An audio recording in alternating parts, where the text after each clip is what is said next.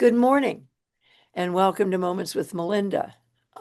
My guest today is Amy Todisco Hartshorn. How are you, my friend? I am doing well. How are you? I'm so glad that you agreed to be on my show. We have so much to talk about today, Amy. I'm Um, excited. yep. So let me tell my viewers a little bit about you.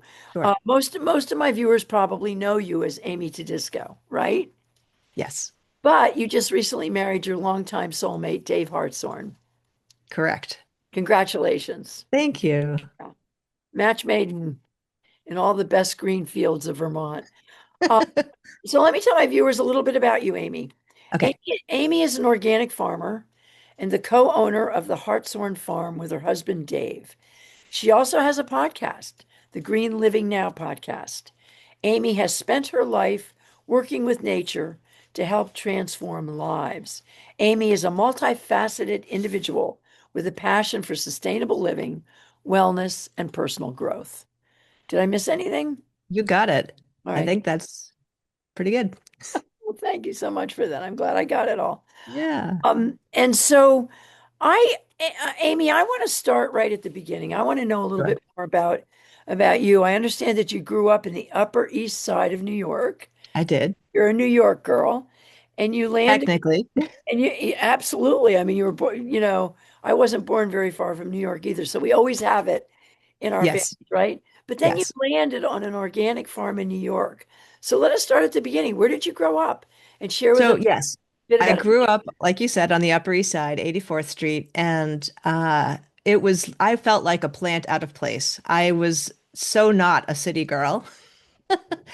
And it was the crazy time in New York. It was not exactly the safest place to be living, even on the Upper East Side. I had a lot of strange encounters with odd people. And so when I had the opportunity to go away for a weekend, because I was fortunate enough to go to a lovely private school where there were a lot of wealthy people that had second homes in different wonderful locations. And my stepmother's family had a place on Chappaquiddick Island on the vineyard, and I absolutely loved escaping there and felt like I could breathe. There was, peace, there was beauty. It was just something that I just got so much value out of. And I vowed that someday I was going to live in a beautiful nature landscape, ideally an organic farm. Wow. So who had the greatest impact on the direction that your life took? So I would say a few different people. My mom, for sure, she was very much into nutrition, loved Adele Davis. We did not have processed or junk food in our house. We had no sodas, no, although there was one weird thing, Velveeta. I don't know how that got in, but most of the time we cooked from scratch because my stepfather was a chef. So I learned how to cook at the age of 8 or 10, and I've been doing that ever since. And so my stepfather, in addition to being a chef, was also a gardener. And so I learned from once they unfortunately split up, he moved to Connecticut and had this beautiful garden in his backyard. And I have such incredible memories from him harvesting stuff and then, running into the kitchen and cooking it. And so that was definitely an inspiration. And then my mom's great aunt JoJo, who lived in Morgantown, West Virginia, grew most of her own food and traded with her neighbors for the things that she didn't grow. And I'll never forget the taste of her beefsteak tomatoes sliced with a little sprinkle of salt. I mean, I can still taste it in my mouth today. And Like, so that was amazing. oh, that's so wonderful that you had those great influencers in your life to get you to where Yes. you're today. So how did you land in Vermont? And how did you Good meet Dave question. So, and the beginning of your journey toward being an expert in the field of yeah, it was tell me. really kind of an interesting sort of happenstance. So I moved to Massachusetts initially after college, and I was very into, well, actually, my first summer job when I was 16 was at a health food store. So I learned about good food and supplements and all that stuff, a tiny bit about household products. I remember getting one shampoo that I liked. But in 1992, when I was pregnant with my daughter, I remember standing in a health food store in the book aisle, and this little non-toxic baby book came out of the shelf, and I started reading it, and I couldn't believe there were all these toxic chemicals in everyday household products, shampoos, including baby stuff, baby shampoos. We've all heard about the, baby powder with the asbestos and the talc and all that nonsense, but I was reading all of this and also realizing, gosh, first of all, no one's talking about this and no one's really protecting us because there's so many loopholes and a lot of the products, they don't even have to tell you what's in them. So I realized as a pregnant mom who wanted to protect, her unborn child, I've got to do this on my own. I've got to figure this out. And, 33 years ago, there wasn't a whole lot of resources available. So I did all the research that I could, and it's been an ongoing thing, 33 years, and I'm still learning new things every day because things keep changing. So I mean, you weren't really I mean, I don't know how old you are, but I'm an old hippie. 61. So we were eating, miso soup and rice. Yes.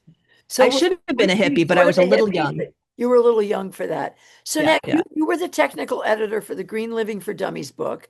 You founded correct. the Household Toxins Institute with Seven Chen, and you consult Right. with clients like a fish band member. Now you were Yes. featured on HGTV and almost had an Oprah moment. Talk to me Yes. about how these experiences inspired you to bring practical, proven solutions to your work. Yeah, so I initially started with writing letters to the editor of a local newspaper. I was living in Marblehead, Mass at the time, and I started a conversation in the town, and I got a mixed reaction. There was, better living through chemicals, people who were fighting with me, and then there were those that were kind of, what's that all about? Well, then the state came out with this cancer registry, which they were doing every year, and we found out that Marblehead had three types of cancer above the state average. And that kind of freaked people out. And actually, prior to that study coming out, so-called study, I had created this big Earth Day celebration to really showcase green living. And so we had green workshops, we had green vendors, live music, organic food. I even brought my CSA farmer to do sheep shearing. And so it started to wake up people that were, health conscious. And, we got a few things changed working with the Board of Health to reduce the pesticide use because Marblehead being kind of an upscale community, people had tiny little postage stamp size lawns, but they always had those yellow, signs with the dog and the child with the line through it. And that was the main thing that we figured had to be contributing to this cancer because there weren't a whole lot of other things. So, long story short, I moved out of Marblehead because I really wanted to live in Vermont. It was either Vermont or California, but California had too many issues and it was too far away from my family. So I convinced my former husband to move up with my daughter and myself to Vermont and absolutely loved it. I felt like I was on vacation. This was in 2001. And shortly after was when I got the seventh generation household toxins gig, which was really interesting. So I did that for about a year and then had the almost Oprah moment, as you mentioned, which was so wild. It was getting a call from one of Oprah's producers. She was actually going to come to my home, and I lived in Huntington, your town, and interview me about my green living lifestyle. But at the last minute, decided to go with a nonprofit, which in retrospect, I was actually fine with because I had nothing set up to take advantage of that kind of notoriety. So, kind of to answer your question, I feel like the media that has come kind of spontaneously or synchronistically has just first told me that there's an interest in this topic, that, especially the more I've gotten into this, the more people are waking up. And I think we're realizing that we have to do things differently. That we can start with small actions, but we really need to take care of ourselves and the planet, or we're not going to survive. So I think that's kind of my motivating force, that I don't feel like I could not do this work. It feels like it's a passion, and I feel like I'm here to share this message to help inspire people and have them sort of learn by what I'm doing. And you've done I'm very much a walk the talk kind of person. absolutely, and you've done it your whole life. Um, Yes. Amy, did you see the movie Chemical Reaction? I don't know that I All right, did. well, write that down. It's about Okay. folks up in Canada who outlawed Roundup. And so Ooh, oh, chemical I'd love to reaction. see that because I would love to see that happen here. No kidding. I mean, so chemical reaction, and to my viewers, check it out, Google it. Chemical Yes. reaction. It came to Burlington probably like 10 or 15 years ago. And Wow. it's an incredible film about how they outlawed. So now let's talk a little bit about the Hartshorn Farm.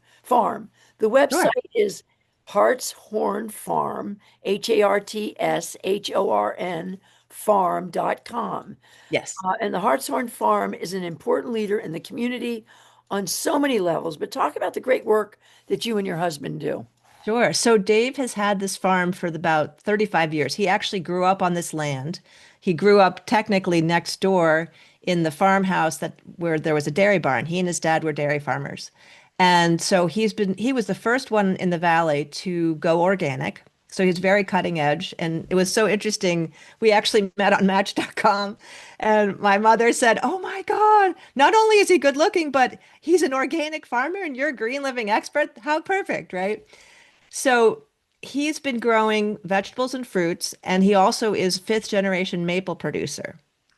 And so when I met him, he was doing a lot of farmers markets, in Waitsfield was sort of the mainstay of his business. And then over the last 16 years that we've been together, we've shifted things to be just at the farm stand, and we really kind of upgraded the whole system so that, especially during COVID, people would come to the farm just to hang out and feel like they could be safe because we are open air.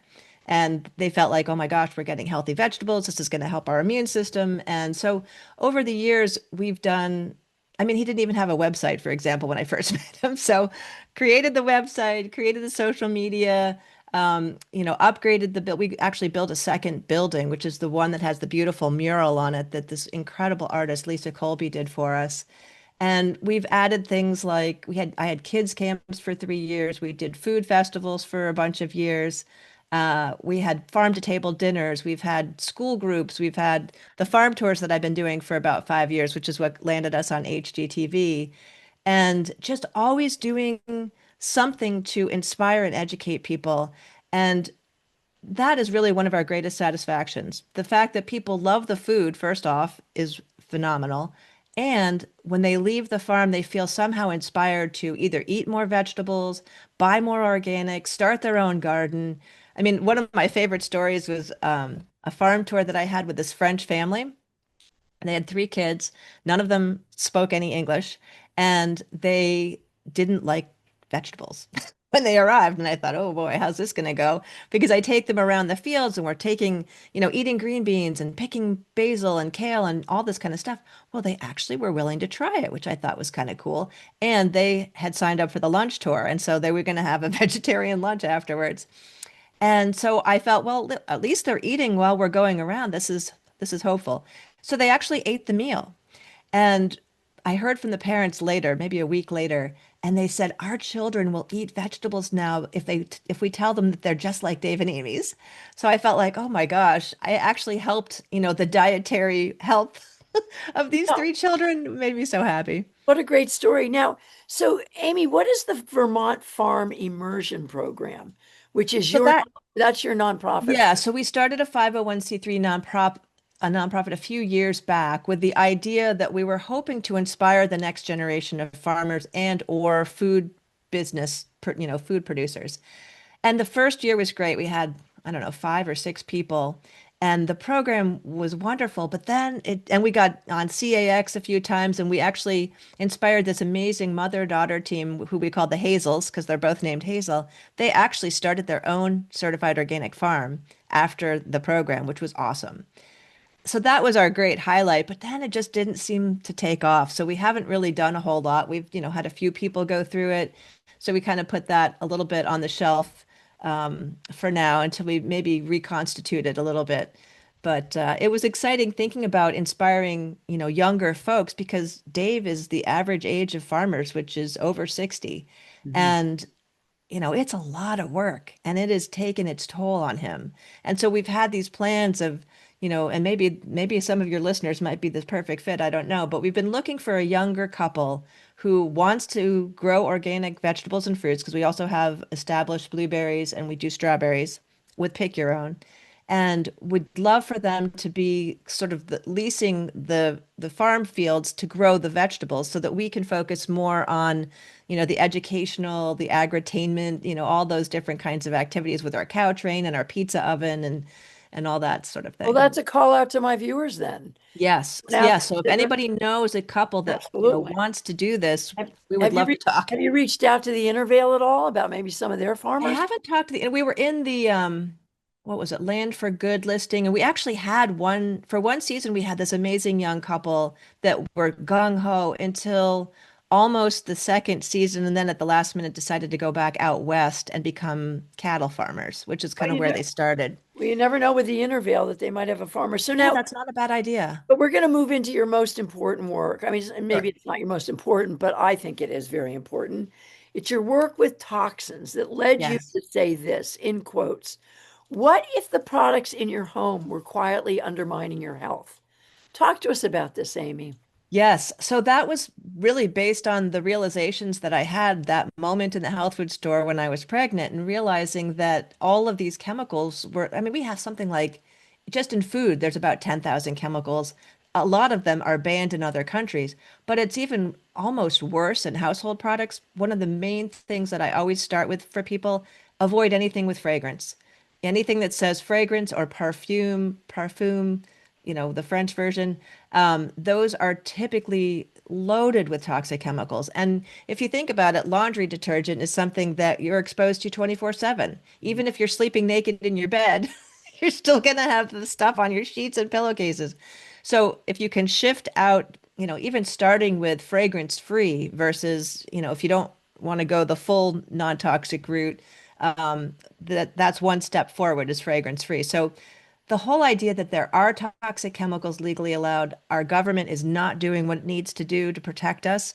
And so sadly, that leaves it up to each of us to protect ourselves and then share that information with others. Now, Vermont has passed a couple of bills to try to get, especially VPIRG.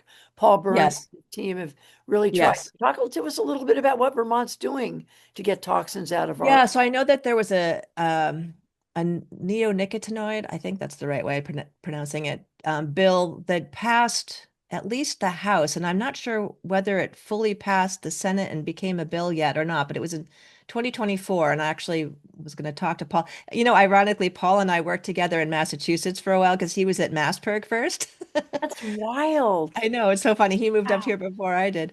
And so that's one bill I know about, but I think the biggest one that I see needs to happen is anything I mean, that's one that protects pollinators, but anything else to protect pollinators, like let's get rid of glyphosate for Pete's sake. I don't know if people notice, but when the fields turn yellow and orange, that's not a normal thing. That's because they've been sprayed with Roundup, which has most of the time the main ingredient is glyphosate. Although I've now heard that there are new formulations of Roundup, which is available in their hardware stores, right? Homeowners are using it, not realizing how toxic it is. But that stuff is nasty, and it's been shown to cause cancer because there was finally a landmark case where this poor young man who was a groundskeeper for a school, of all things, got exposed to too much of this product and has cancer. And he actually won a settlement. I think it was originally something like 286 million, and then they whittled it down to, I don't know, 76 million or something. But the most important point is that they actually showed the harm.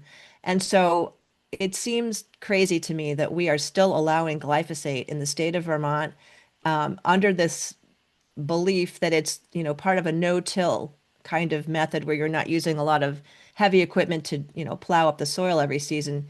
One of the issues that I've noticed is that glyphosate actually binds with the phosphates in this, no, is it phosphates? Phosphorus in the soil, and then carries it into the waterways. So it carries it into the streams, the creeks, the river. So that's not a great thing. And so I think, there's an organic no-till method and then there's the conventional no-till method. So I would really like to see the Agency of Ag get behind the idea of let's get rid of this chemical that is not a good thing to have for anybody.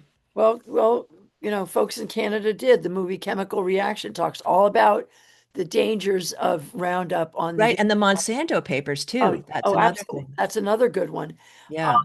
so, I mean, I just want to ask you, Sure. why do human beings want to pour Roundup on their lawns and kill dandelions, these beautiful, beautiful yellow flowers that come up and that the birds love? Right. Why And it's actually a medicinal that we can eat and it has amazing exactly? value for us. And So yeah, I yeah, think the reason is that why? first of all, they don't really understand how toxic it is, and they see that as an easy way to get rid of quote unquote weeds, right? We've been told that our lawns should just be grass with nothing else growing in it. It's crazy. And I just think it's part of the whole chemical culture that it's so much faster and easier because, when you look at an organic farm, excuse me, one of the reasons why the price is more expensive for organic is not because it's a marketing technique or anything like that. It is so much more work to grow organic food because you're doing all these things by hand that you would otherwise spray, a spray and all of a sudden the weeds are gone. But we're hand weeding on our hands and knees multiple times a season in just one crop.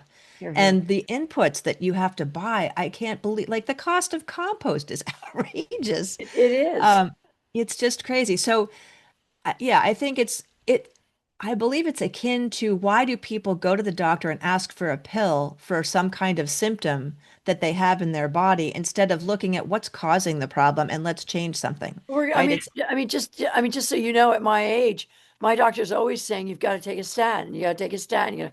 And anyway, so we'll get into that. Yeah, But and I don't take any. I mean, unless I absolutely had to for some, bacterial infection, God forbid, or I yeah, do not right. take any So, pharmaceuticals. so Amy, you have a free five-step pitch or Yes, very a, five-step a guide to pitch getting rid of everyday toxins. toxins guide online Yes.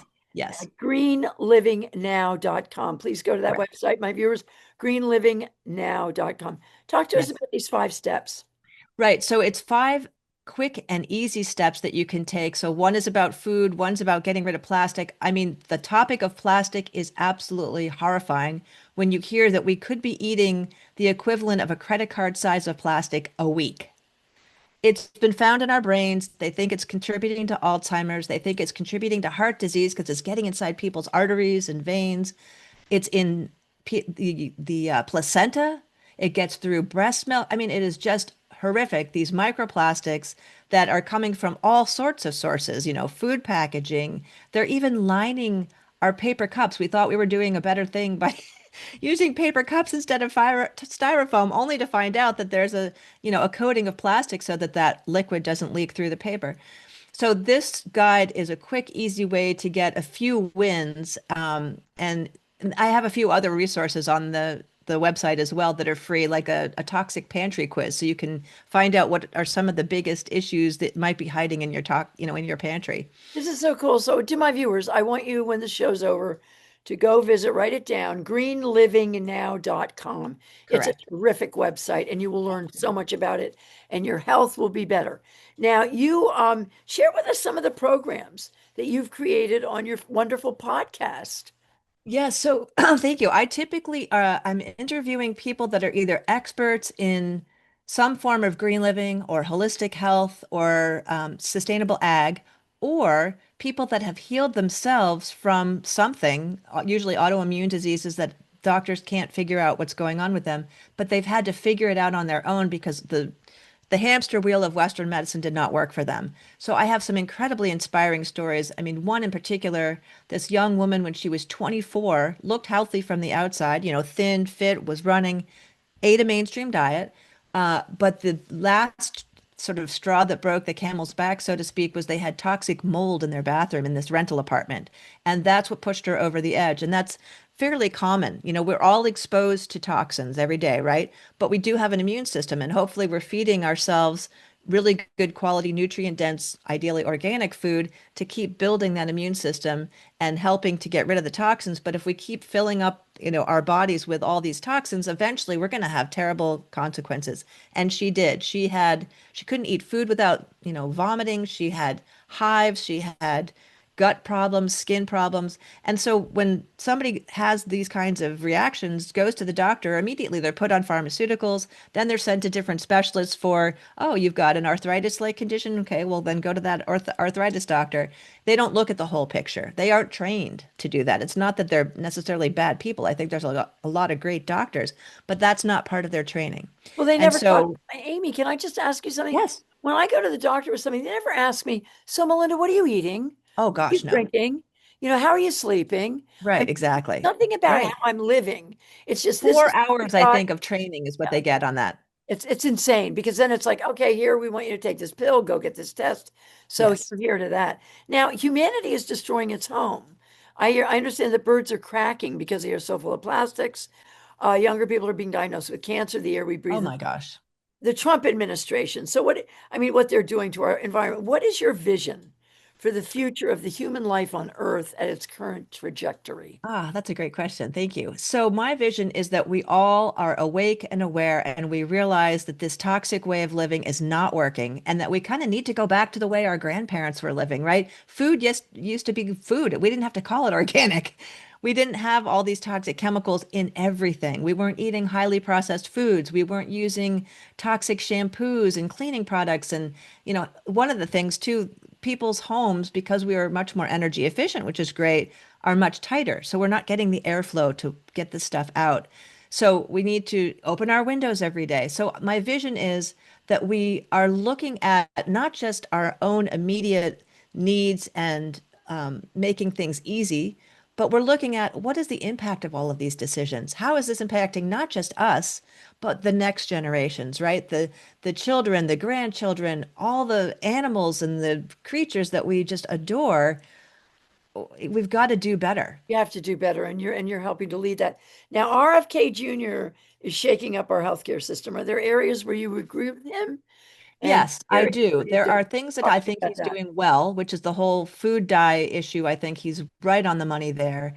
I think that, even I know this is controversial, but I think we need more analysis of the vaccines from an independent perspective, not from the manufacturer-backed science, because I feel like that's a huge business that's making a lot of money. We need to know the facts and not just, the reconstituted stuff that we're getting from the industry. What And about that's the fluoride? What about fluoride? Fluoride, I am not a fan of fluoride. I don't Me think it's either. I never needed. gave my kids fluoride. No, I made sure that we didn't have fluoride toothpastes with my daughter growing up. I mean, it was a neurotoxin. Yeah, They right. used it in warfare. So there are Um, things that he's doing that we can agree with, but also some of the correct. stuff is really crazy. But like the Right. measles vaccine things. So I have a few questions I want to just run through because they're Yes. so important. Do you Sure. see Vermont as a unique place to promote wellness? Absolutely. I feel like we are a lot more aware. We're more focused on a healthy lifestyle. We feature farms. We feature food, good food. I mean, Vermont has a beautiful cachet, I guess you could say, of health.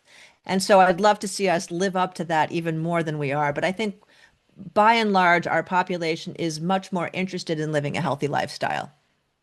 Yeah, that's really true. It's really true. So talk to me a little bit about what you have on your plate today. What do you have on your plate today? What are you doing? So I actually got invited to do a TEDx talk. So Wow. I'm really excited about that. And that is I think hopefully January 2025, and that's out in San Diego.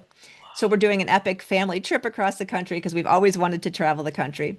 And then this July, I actually got invited to speak at the largest global food, science, and innovation expo and conference. I had never heard of it before because it's mostly industry. I'm the one person that's representing the consumer.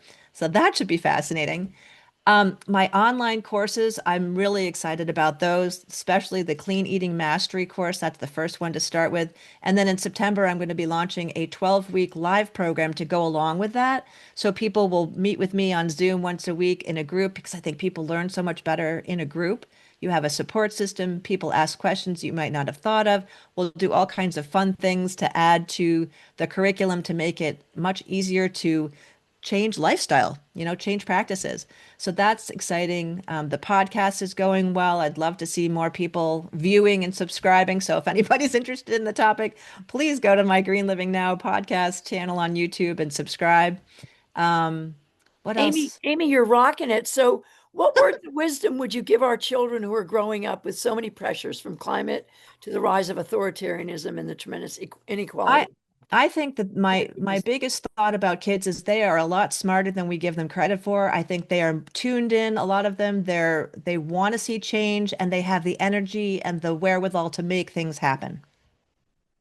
Bravo. So, now if you could share your top three things that my viewers should do right now to improve their well-being, what would Yes. they be?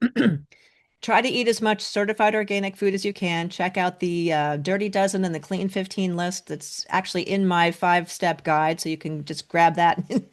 Reduce the amount of plastic and get rid of fragrances. Wow. Thank you. Well, we're out of time. I could talk to you for days. So thank you so Oh, I much for know. This your is so wisdom, fun.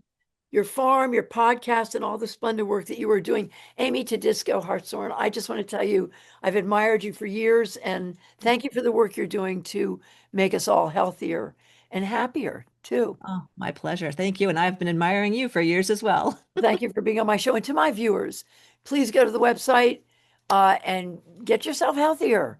It's really important. We need you to stick around. We have a lot of work to do.